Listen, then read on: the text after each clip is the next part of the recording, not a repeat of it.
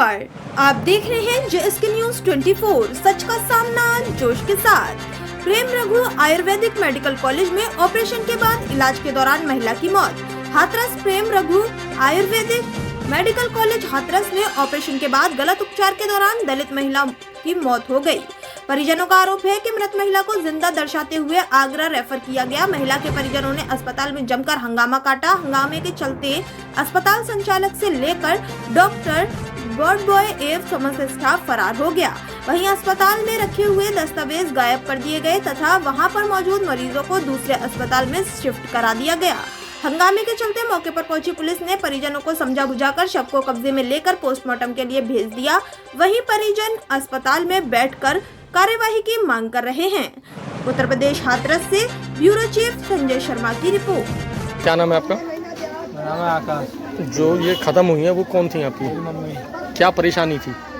उनका ऑपरेशन कराया था रसौली का। कहाँ किया था रसौली का ऑपरेशन? किसने किया था? डॉक्टर आए थे बाहर से शायद। किस हॉस्पिटल में किया था? प्रेम रघु पैरामेडिकल। डॉक्टर का नाम नहीं? डॉक्टर का नाम नहीं पता मुझे। किस डेट को कराया था ऑपरेशन? 13 तारीख को हुआ था, शाम को 5 समथिंग। तब से यहीं पे उपचार चल रहा था। सबसे यही चल रहा था। आज क्या घटना हुई? आज घटना ये हुई है, सुबह इनकी 8:30-9 के करीब तबीयत से खराब हुई है। दर्द हो रहा है, शायद गैस भी है, शायद गैस भी थी और पता नहीं क्या था, दर्द हो रहा था उनके। तो मैंने कंपाउंड से बोला, मैंने भाई देखना जाके, मैंने दर्द हो रहा है उनके। तो उन्होंने इंजेक्शन लगाए का। लगाने के बाद कोई आराम नहीं मिला। फिर थोड़ी देर बाद मैं फिर बोला, मैंने भाई यार कोई आराम नहीं मिला, क्या हो जाएंगे ठीक। फिर मैं वहीं आ गया वापस लौट के। फिर वो थोड़ा ठंडा सा पड़ने लगा उनका शरीर। मैंने यार छोटू भाई, मैंने कि इनका शरीर ठंडा सा पड़ रहा है, तो मैं इनको लेकर गया तुरंत ही, चलो फटाफट। तो जाने के बाद फिर वो बोलता है कि नहीं कोई नहीं, हो जाएंगे ठीक, मैंने इंजेक्शन लगा दिया है।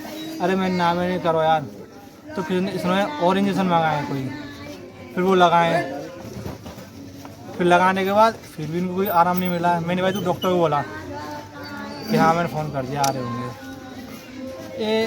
थोड़ी देर बाद फिर एक आध इंजेक्शन और मंगाया उन्होंने, फिर वो लगाया है। फिर इसमें कंट्रोल नहीं हुआ मम्मी का, तो मम्मी घबराने लगी। तो एक साथ 5-6 लोग थे, नर्स वगैरह, कम्बन वगैरह, तुरंत इमरजेंसी में ले गए। तो एक कोई ज्ञान सिंह नाम से, कैसी है पता नहीं, मेरे को नहीं पता। तो वो इमरजेंसी में लेंगे, तो उनकी चेस्ट पे मतलब कुछ किया है और जो भी इंजेक्शन वगैरह होते हैं उन्होंने लगाए हैं। डॉक्टर कोई नहीं आया था? हाँ, डॉक्टर तब तक कोई नहीं आया था। 1.5 से 2 घंटे इंजेक्शन किसने लगाए थे? मम्मी के। नहीं, किसने लगाए थे? कंपाउंडर थे और एक मतलब ये सारे थे, स्टाफ नर्स वगैरह। क्या लगता है ऑपरेशन ठीक नहीं किया इन्होंने? अब ये तो मुझे पता नहीं, ना ही मैं कह सकता हूँ। अगर ठीक ही नहीं किया होता, कम से ठीक कम किया 1.5 से होता 2 तो घंटे फिर उन्होंने दिक्कत क्या होती? करते रहे प्रोसेस। इमरजेंसी के बाद आपको क्या महसूस मिली? इमरजेंसी के बाद ये होता है कि डॉक्टर आता है फिर आधे घंटे बाद। तो मैंने पूछा, मैंने कि तो उन्होंने भी फिर एक आध इंजेक्शन मंगाया कि भाई ये लगाओ ये लगाओ। उन्होंने भी पुश किया छाती को बहुत देर तक।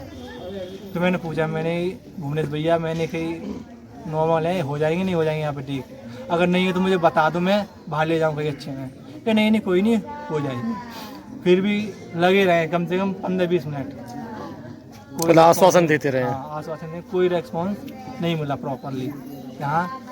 फिर मैं फिर पूछा है, फिर मुझसे बोलते हैं कि भाई आकाश हमारी कंट्रोल से बाहर है, इन्हें आगरा ले जाओ।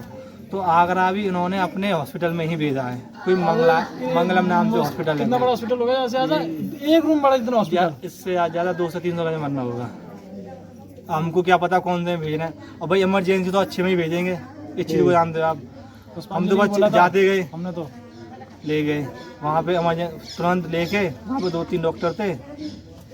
उन्होंने भी ये चीज़ किया, पुश किया छाती को, और उन्होंने भी इंजेक्शन लगाए बहुत देर तक, कम से कम 1 से 1.5 घंटे तक। पैसे जमा करा लिए उन्होंने भी खूब मेहनत करी। तो मैंने उनसे ही पूछा, मैंने भैया आप पे हैंडल हो जाएगा? यहाँ से जब आप आगरा ले गए थे, मम्मी आपकी बोल चल रही थी? नहीं, यहीं से बोलती बंद हो गई उनकी, पर इन्होंने कुछ बताया नहीं हमको। बोलो बिल्कुल साफ सा नहीं होता है, ये नहीं होता है कि वहाँ अच्छे हॉस्पिटल में ले जाओ, वहाँ 1% चांस है कि वहाँ हो सकते हैं ठीक, कोई नहीं, बस आश्वासन आश्वासन आश्वासन, यहाँ से वहाँ तक आश्वासन दे देना है हमको ये। फिर वहाँ से हमको पुष्पांजलि के लिए भेजा है हमको उन डॉक्टर ने। फिर वहाँ से हमने पुष्पांजलि गए, वहाँ से 2 डॉक्टर आए, उन्होंने हमसे साफ बोल दिया कि भाई इनमें कुछ नहीं है। अगर आपको और दिखाना है तो कोई SN हॉस्पिटल है वहाँ पे, कि वहाँ जाके एक बार आप ट्राई करा लो। तो फिर यहाँ के 2 कंपाउंडर थे, उन्होंने बोला मुझसे तो भाई आकाश मम्मी में कुछ नहीं है, अपनी तसल्ली के लिए आप ले जाना चाहो तो ले जा सकते हो, बट मम्मी में अब आप क्या कार्रवाई चाहते हैं? मैं इंक्वायरी चाहता हूँ प्रॉपरली, और इस पर केस करना चाहता हूँ। जब इसको इलाज करना नहीं आता तो एडमिट क्यों कराता है, क्यों पेशेंटों की जान ले रहा है ये? पूरा हॉस्पिटल खाली करा दिया।